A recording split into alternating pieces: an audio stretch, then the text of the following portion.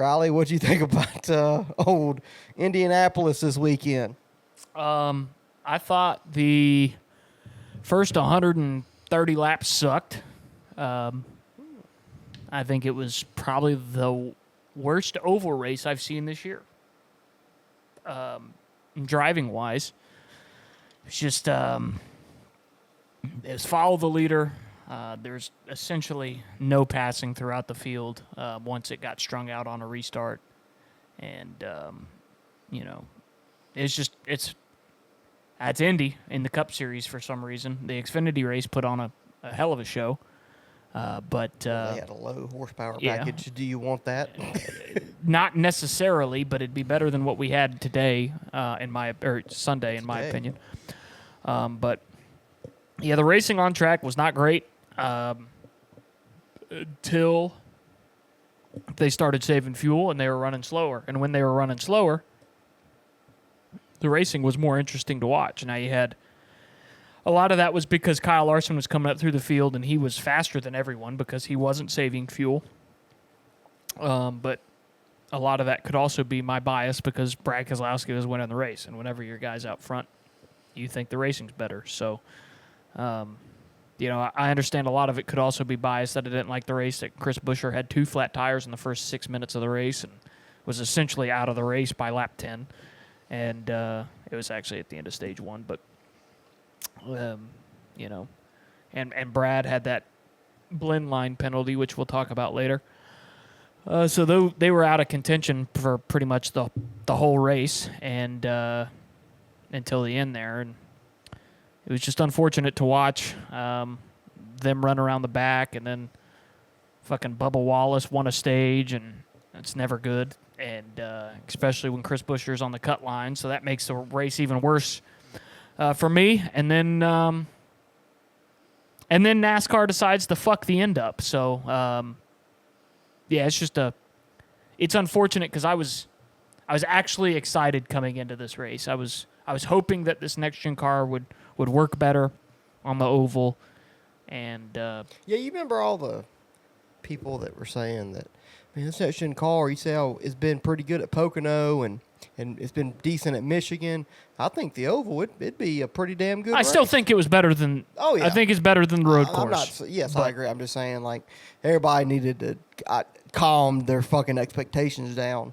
Yeah, and I didn't expect it, honestly, for it to be the greatest race ever, but I thought it would be better than it was. And, like I said, it was essentially impossible to pass somebody in front of you unless they made a huge mistake.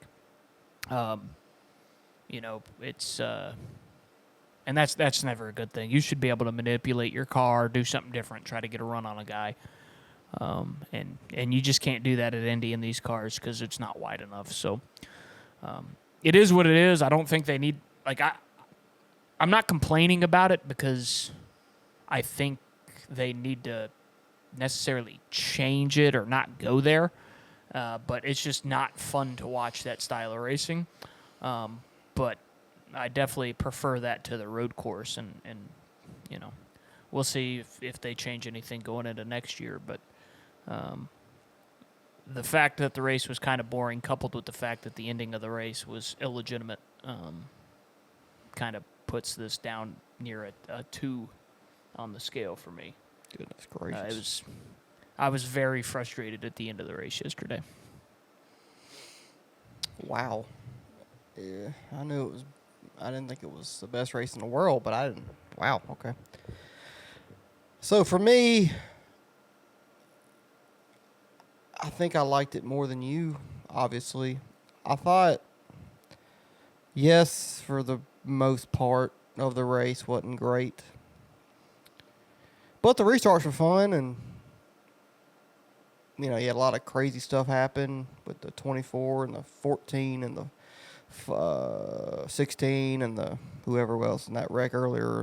I think it was near the end of stage 1 or maybe the beginning of stage 2. The restarts were fun to watch. It's because you had to push so much on those restarts because, like you said, it was so hard to pass. But that's Indianapolis in a stock car.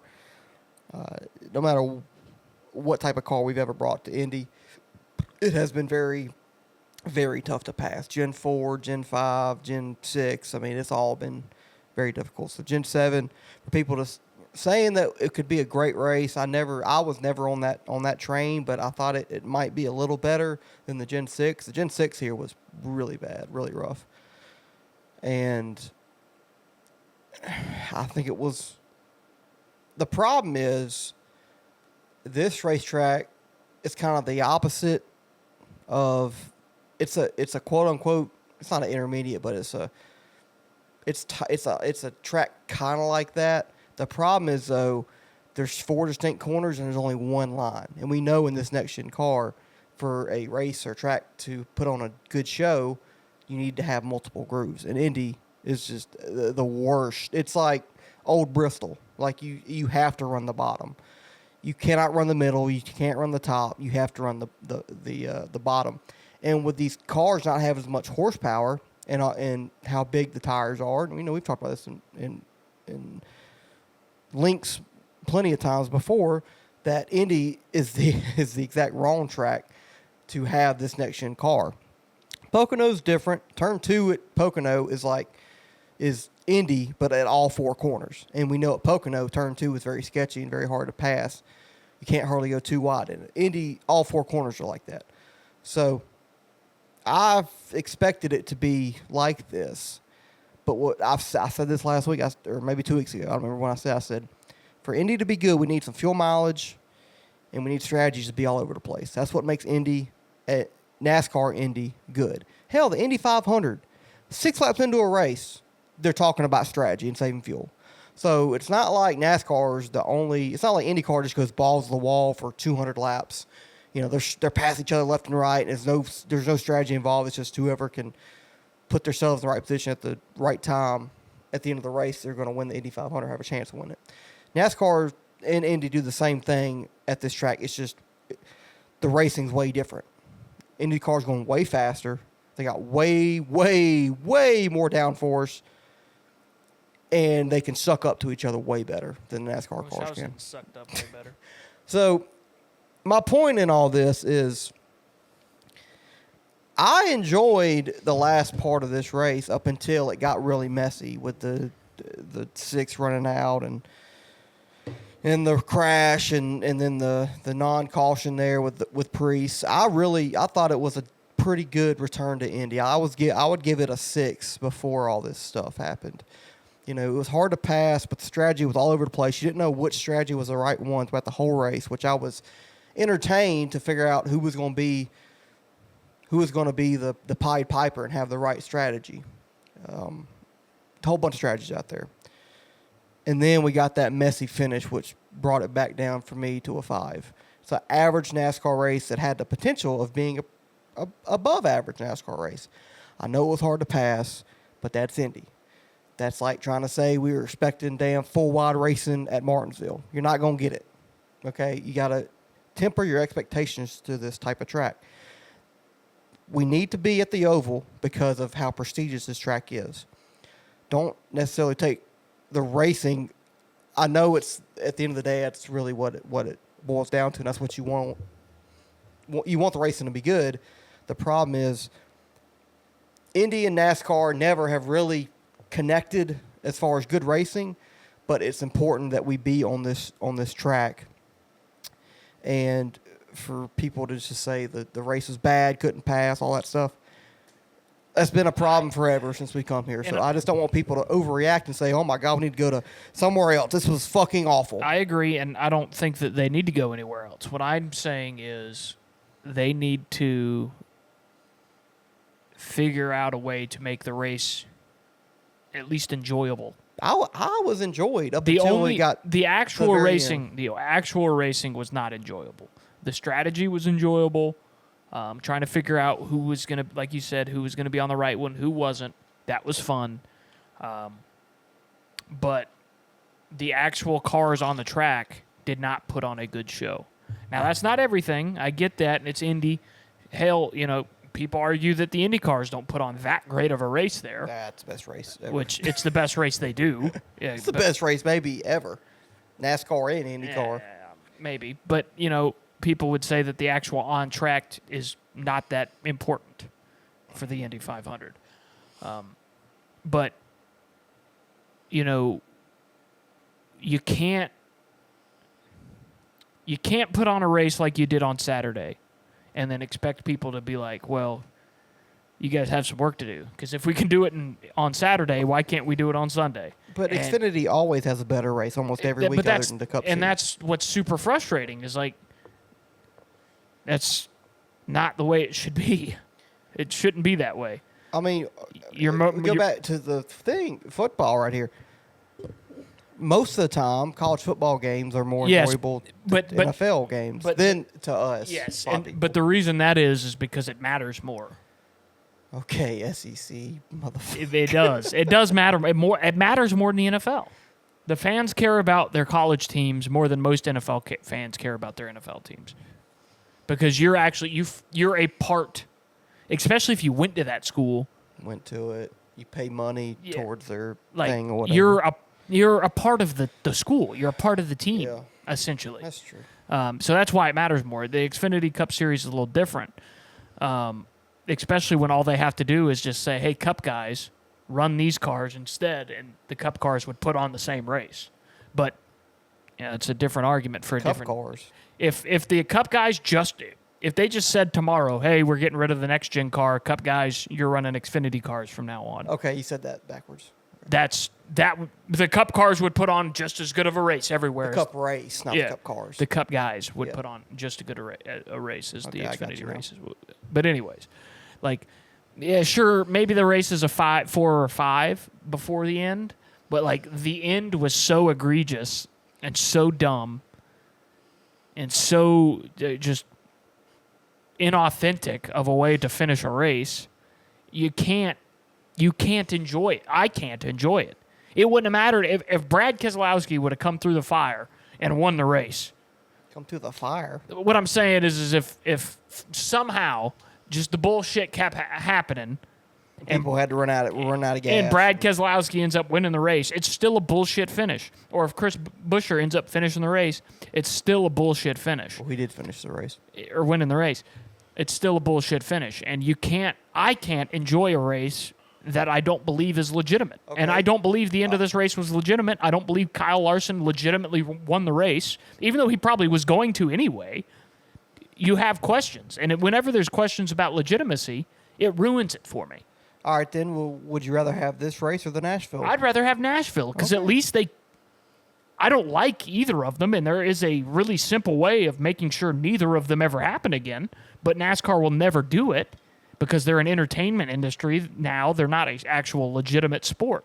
But if they want to be a legitimate sport, all they have to do is say no more green, white checkers. Whoever's winning at lap 160 wins the race. Whether it's fucking green, white, red, blue, it doesn't matter what flag color's flying. The guy that crosses the line at the end of the race has won the race. And I'm consistent on that. I've been that consistent on that since last year when Kyle Busch, that's probably the first time that I switched my tune on it. When Kyle Busch should have won the Daytona 500 last year, I started saying they need to get rid of green, white checkers because it ruins the end of these races and it delegitimizes the sport. So Kyle Larson winning yesterday means zero to me. I don't give a flying fuck that he won that race. I don't think it's important at all that he won that race because he didn't win it legitimately. So, yippee, you get to kiss the bricks, you get the fucking paycheck, but I don't really give a fuck. I don't think it's impressive. I don't think it's important because the only reason he had a chance in the first place is because half the field's saving fuel. Now, to be fair, that was the strategy, so sure, he put himself in a position to have a chance. But then they throw a caution flag because Kyle Busch steps on his own dick with 2 to go. Thanks, Kyle. And Brad Keselowski gives him a free position because he didn't pit until he came to the, Well, I think that's when he ran out. Yeah, he ran out coming to the green, white checkered. Coming to the green. The green for the green, white checkered.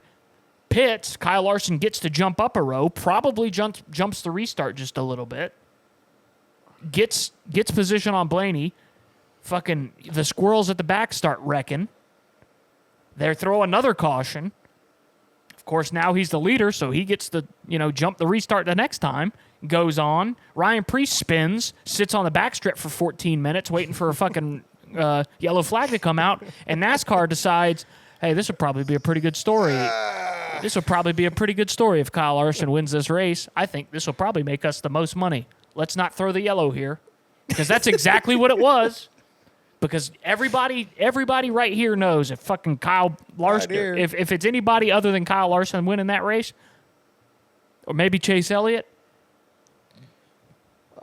the yellow's probably coming out. If Ricky Stenhouse is the leader, the yellow's coming out. Why you got to throw Chase in this mess? He had nothing to do with it. But it's true. Really? Those are really the only. He got a penalty early in the race. Yeah, because he fucking broke the rules. Oh, yeah. Yep, totally. And Brad did too. It happens. But it's an illegitimate finish. I don't give a fuck about the race anymore because you've ruined the end. If Kyle Larson goes out there and wins it legitimately, I'm all hands, round of applause for him. But I can't give a fuck about the race. I can't do it. I can't care. Well, if NASCAR doesn't care about having a legitimate finish, why would I care who actually won? So you're saying the redemption arc from Kyle Larson missing the Coke 600 after he did the Indy 500. It should be a great story, but I can't give a fuck about it because he didn't win the race legitimately. That's the reason why they didn't throw the For caution. 100% why they didn't. Okay. That's at least part of it. You can say that they wanted to get the race over with because it's already moved to USA. Sure, Yeah, that was maybe. You could say that they didn't want Nashville to happen again. Sure, maybe. But if you're going to have green, white, checkered finishes, you're going to have to deal with this. The rules are the fucking rules. If there's a wreck on the track, throw the yellow. Whether you have a green, white, checkered or not, it doesn't matter. Is there a wreck on the track? Is there cause for yellow? If the answer is yes, throw the fucking yellow. I don't care if it's lap 6 or lap 160. I agree. Almost everybody hated that Nashville finish because it was 5 overtimes and people were saying it's a joke, all this stuff. They look like amateurs out there. 5 overtimes should never be acceptable for the Cup Series, all this stuff. Sure. Dude, not saying it's right, but I think NASCAR in the back of their minds like, Indianapolis, it's our second overtime. Do I really want fucking Nashville 2.0 right here? Because we might get it because it's so hard to pass and everybody's going to go for it here at the end. People run out of gas, all this other shit. Boo-hoo. You wrote the rules. The rules are what the rules are. But at that point, NASCAR is losing either way. You wrote what the rules are. Follow them. You just penalized 2 people for barely breaking them. Why can't you follow them? The rules are if there's a fucking wreck on the track, you're supposed to throw a fucking caution. If there's a car stopped in the middle, essentially in the fucking racing groove, Yeah. you throw the fucking caution. Well, NASCAR, I think, just got caught with their dick in their hands because started to move again. And we've seen for years, this has happened since I can remember. It doesn't. I know. I'm just saying that NASCAR will try to bite the whistle or whatever, swallow the whistle when it comes down to the end of the race. That way they don't allow that to affect the finish.